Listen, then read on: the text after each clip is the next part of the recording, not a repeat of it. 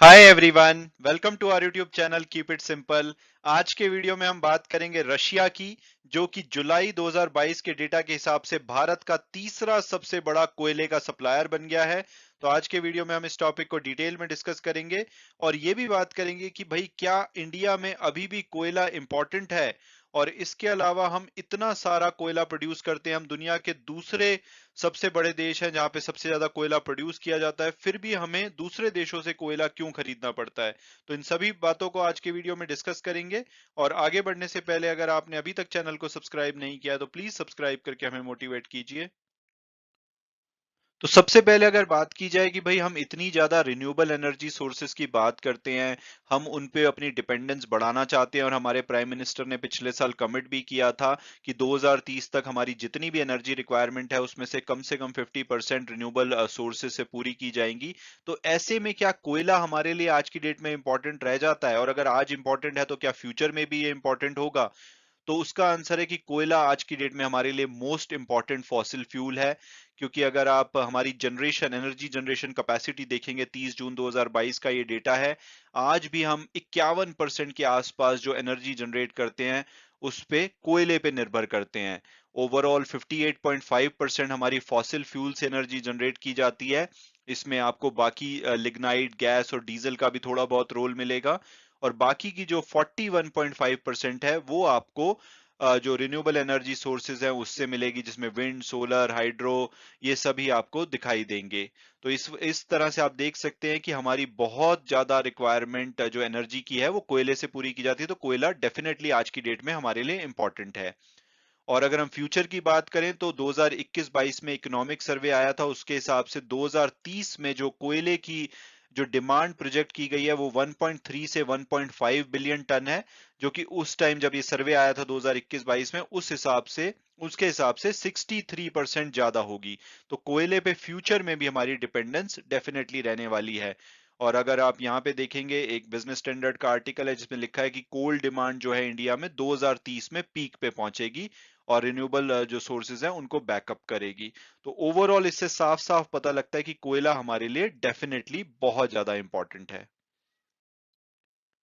और अब अगर बात की जाए कोयले के डायनामिक्स की, कि भाई इंडिया दुनिया का दूसरा सबसे बड़ा देश है जहां पे सबसे ज्यादा कोयला प्रोड्यूस किया जाता है। आप यहाँ पे कोयले की प्रोडक्शन के हिसाब से अगर कंट्री का डेटा देखेंगे तो चाइना 3708 मिलियन टन कोयला प्रोड्यूस करता है। दूसरे नंबर पे आपको इंडिया दिखेगा लगभग 762 मिलियन टन के साथ। फिर आपको यूएस ऑस्ट्रेलिया इंडोनेशिया रशिया जैसे दूसरे देश दिखाई देंगे। तो हम बहुत ज्यादा कोयला प्रोड्यूस करते हैं, लेकिन हम कंज्यूम भी कोयला बहुत ज्यादा करते हैं, क्योंकि हमने पिछले पेज पे देखा कि 51% जो आज की डेट में एनर्जी की रिक्वायरमेंट है वो कोयले से पूरी की जाती है। तो जितना भी कोयला हम देश भर में प्रोड्यूस करते हैं तो 80% तो उसमें से चला जाता है सिर्फ पावर प्लांट्स वगैरह को, यानी कि जो पावर जनरेटिंग कैपेसिटी के लिए कोयला चाहिए होता है।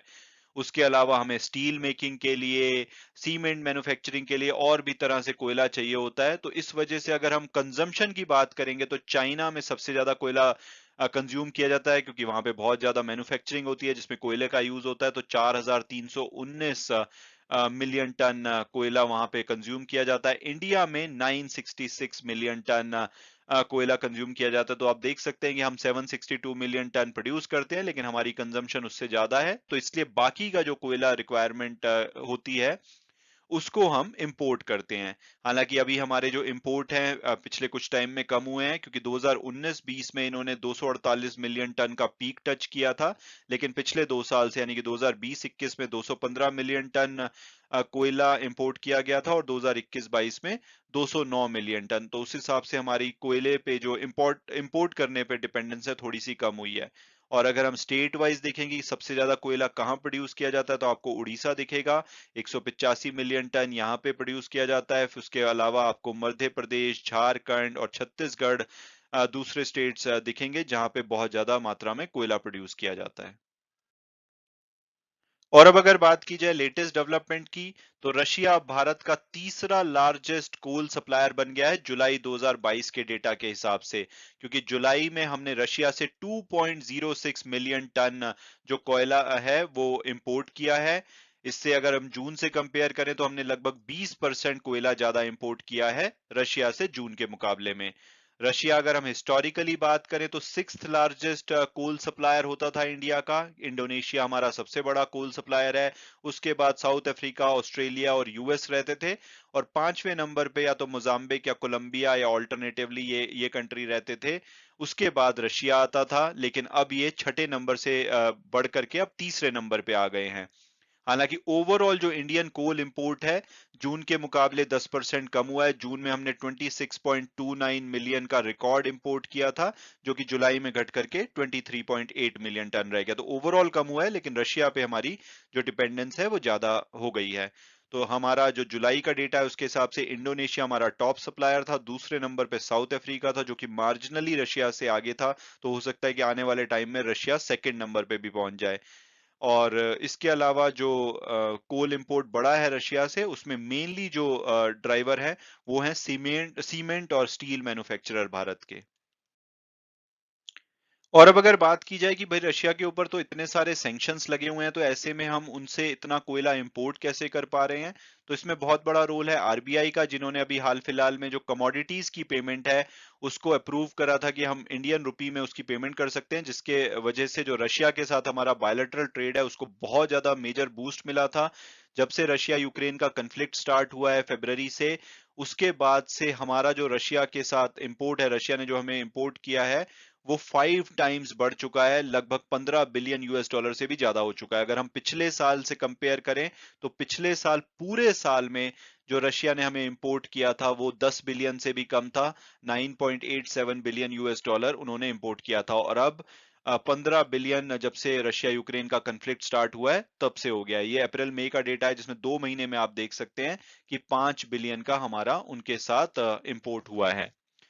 और अगर हम वापस कोयले पे आए तो हिस्टोरिकली हम कोकिंग जो कोल है जो कि स्टील मेकिंग में यूज किया जाता है वो रशिया से इंपोर्ट करते थे।